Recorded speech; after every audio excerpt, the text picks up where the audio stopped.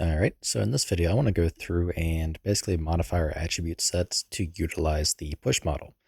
So I was incorrect. I thought attributes were currently not able to be push based, but apparently they are. So we're going to go ahead and do that just so we get a slight little optimization going on.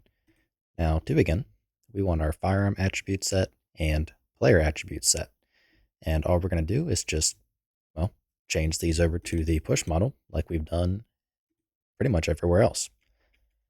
So the first thing we want F do rep lifetime params, and we're just going to set params dot be as pushed base to equal true.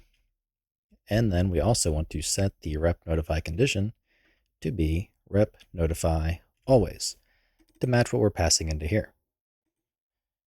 So from there, we can go ahead and remove the last two parameters just to swap them with params and change do rep lifetime condition notify to do rep lifetime with params fast.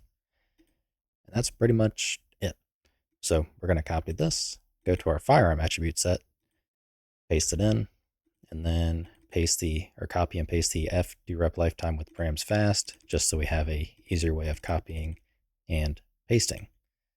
So same thing, remove the last two parameters to replace with params. And then once that is done, we can close out of the editor because I believe those were the only two attribute sets we have. Recompile, relaunch, and just test to confirm. All right, once we are back in the editor, I am currently playing with network emulation set to bad just for, testing and as a client. So let's go ahead and press play and just make sure our attributes and everything are where they should be. And they seem to be, as well as they are still predicted. So we know we are good to go, and we have that little optimization kind of on our side and just out of the way. So that way future attributes, when we go through, because basically we just copy and paste attributes at this point to save time, is going to be set up and ready to go. So I'll see you in the next video.